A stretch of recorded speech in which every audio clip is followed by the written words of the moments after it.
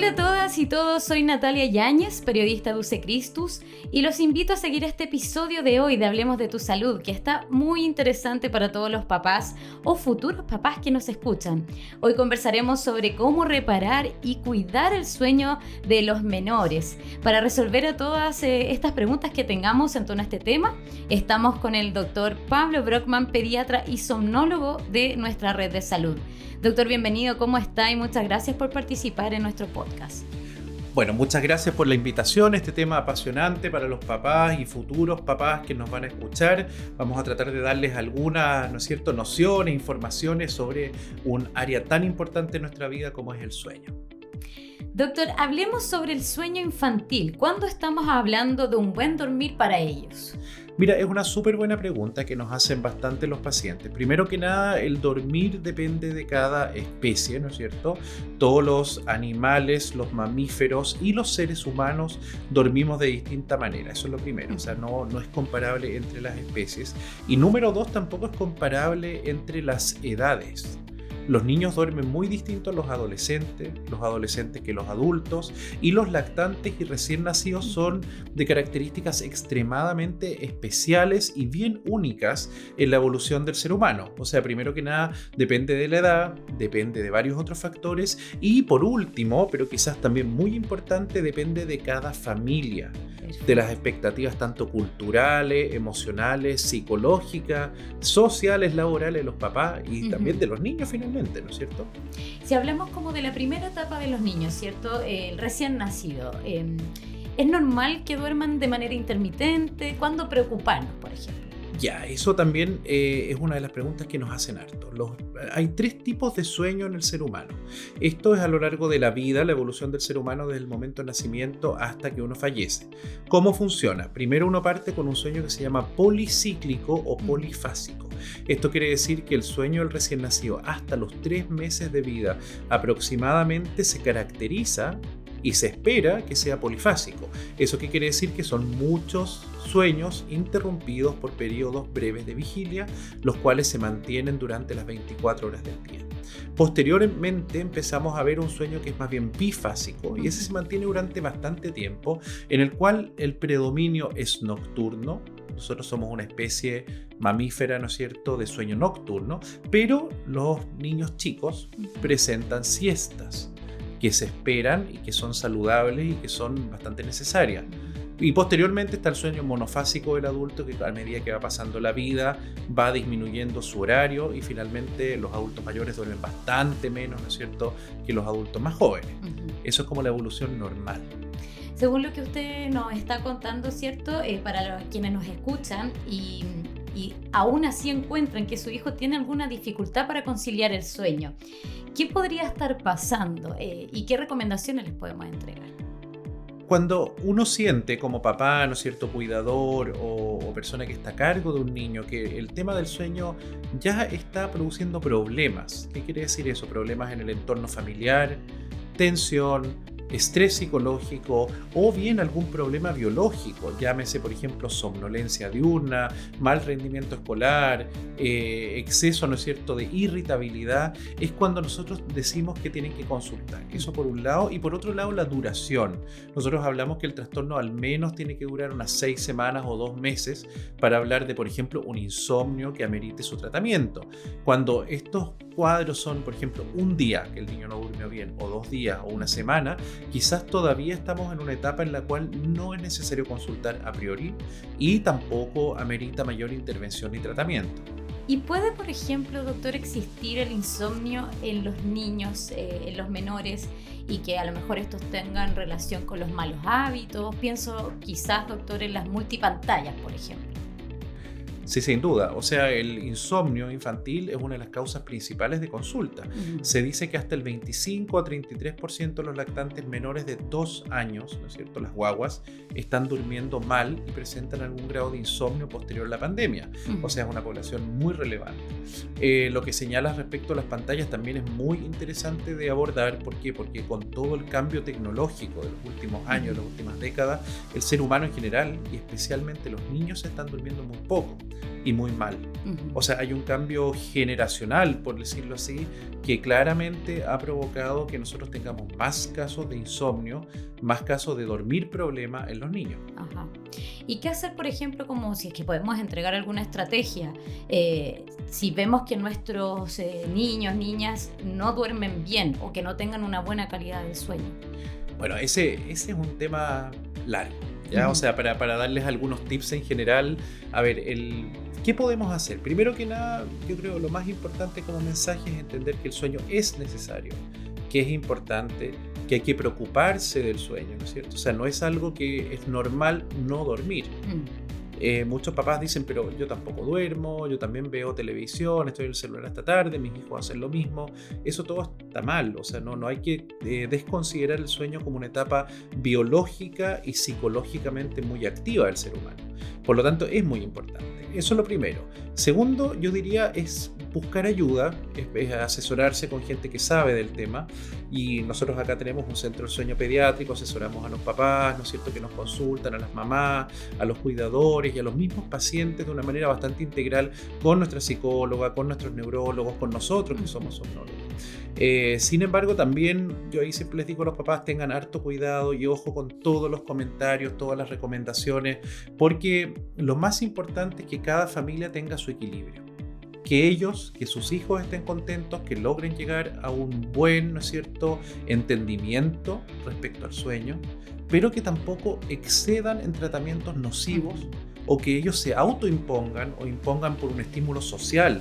Es lo típico, mi amiga me dijo, mi mamá me dijo, la abuela dice, todos opinan y le dicen que mal duerme la guagua, que bien duerme el otro hijo, entonces la comparación es muy, muy fea, muy nociva y nosotros tratamos de sacar a los pacientes de eso. Cada familia tiene sus rituales, tiene sus lugares de dormir, algunos duermen juntos, otros duermen en cada cama, es un tema mayor que nos preguntan.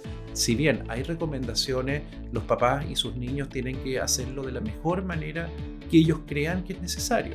Entonces todos estos comentarios al final son muy nocivos y son muy frecuentes y nosotros tratamos de enseñarle a los papás y a las mamás a educarlos al respecto, ¿no es cierto? A ver cómo finalmente ellos logran un equilibrio en su dormir.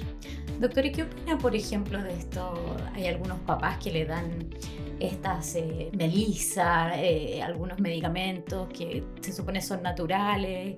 ¿Qué podríamos decir acerca de eso? Bueno, ahí hay que primero decir cuidado, ¿ya? O sea, ojo con todo lo que se les da. A los recién nacidos y lactantes está estrictamente prohibido darle cualquier tipo de infusión, por supuesto que no se puede dar. Lo mismo con la melatonina, que muchos de nuestros pacientes ya tienen un sobreuso enorme de melatonina. La melatonina, si bien es bastante inocua en la gran mayoría de los casos, tiene que ser indicada por un médico, tiene que tener una base, un sustento para su indicación. Si nosotros se las indicamos a los pacientes, es haciendo una evaluación de lo necesario para que la reciban. No es llegar y dársela. Ya han habido casos bien complicados con intoxicaciones con melatonina, etcétera, así que mucho cuidado con eso. Yo creo que hay que asesorarse bien antes de llegar y darles cosas.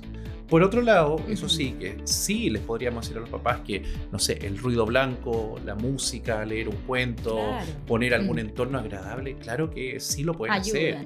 Ayudan los olores, también la aromaterapia, eso no es nocivo en su gran mayoría de los casos. Y muchas veces, incluso estudios científicos avalan el uso de estas terapias, llamémoslas complementarias, ¿no es cierto?, para el tratamiento. Perfecto. Nosotros en relación al sueño con el adulto, por ejemplo, doctor, siempre hablamos de los trastornos del sueño. ¿Existen estos en los niños? Estoy pensando, por ejemplo, en algunas dificultades que ellos tienen, como las pesadillas, el sonambulismo, ¿cierto? Justamente, o sea, en niños existe una clasificación bastante exhaustiva de trastornos del sueño. Nosotros en la clasificación internacional, que ya van en su etapa número 3, el volumen 3, la patología de sueño en niños ha crecido enormemente. Y sí hay diagnóstico tanto de insomnio, de apneas, de sonambulismo, piernas inquietas, trastorno de movimiento. O sea, es un tema bastante interesante, complejo, que está en crecimiento. Perfecto.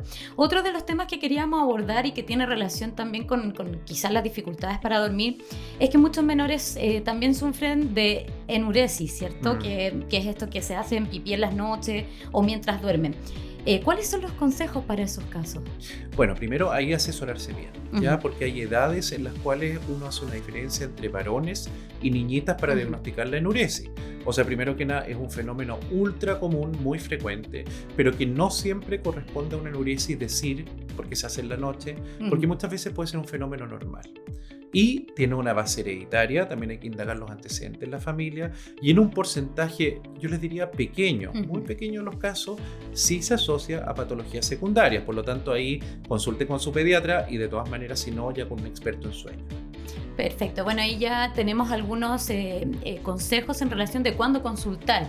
¿Hay alguna otra situación en la que debiese ir los padres con los niños a un especialista? Sí, bueno, esa pregunta me gusta mucho porque es muy interesante para abordar varios temas que sí se le puede hacer una bandera roja de alerta a los papás. ¿Cuáles son? Las apneas, por ejemplo, cuando los niños ellos notan que dejan de respirar, que roncan en la noche, que respiran con la boca abierta, eso sin duda hay que verlo. Ya muchas de las causas son la hipertrofia, eso quiere decir el agrandamiento excesivo de adenoides y amígdala, pero también hay otras causas, ahí tienen que consultar. Otras causas también importantes de consulta son los insomnios, ¿no es cierto?, que alteran ya el desempeño y la vida de los niños, o bien la de los papás, en las cuales ya se produce lo que se llama la disfunción familiar, o ellos están muy saturados con este evento, también se les invita a consultar. Y otros fenómenos como el sonambulismo, sin duda, cuando mueven las piernas muy rápido, cuando tienen como ciertos movimientos que ellos pudieran percibir como anormales, también sería muy, muy razonable consultar al respecto. ¿Y ahí dónde acercarse? ¿A qué especialista? El tema del sueño, primero que nada, yo les diría, en la gran mayoría de los casos, la primera consulta está con el pediatra. Uno les puede hacer un feedback, una consulta a su pediatra, contactando y diciendo, doctor, sabe que me llama, doctora de la atención, esto, está pasando esto.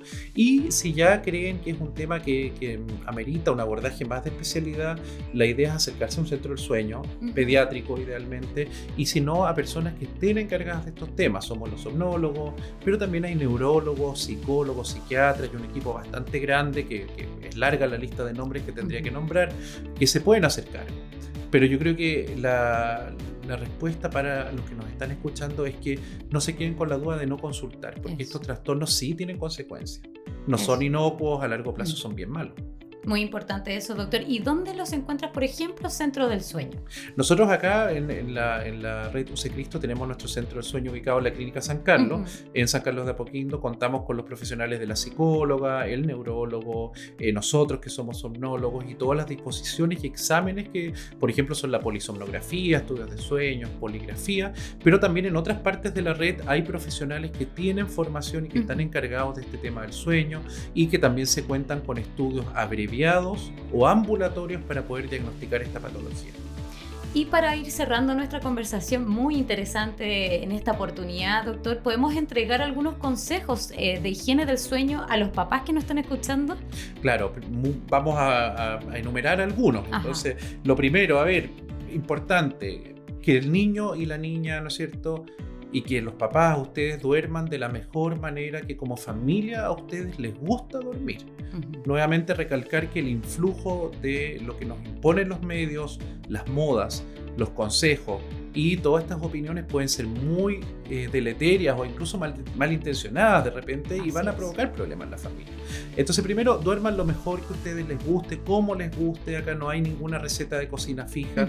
La idea es que ustedes se traten de asesorar con su pediatra de unas horas mínimas de sueño según cada edad, y el resto disfruten el sueño.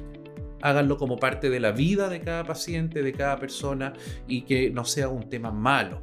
Número 2, el tema del sueño nunca tiene que ser visto como un castigo, como algo malo para el niño. Uno de repente le dice, te vas a ir a dormir castigado. Claro. Eso por supuesto que no es así, porque el sueño hay que verlo como algo bueno, en un ambiente grato, con buena temperatura. Recordemos temperatura ahora que viene el verano, con este calor, y en invierno tenemos el contrario, que mueren de frío, con mucho frío.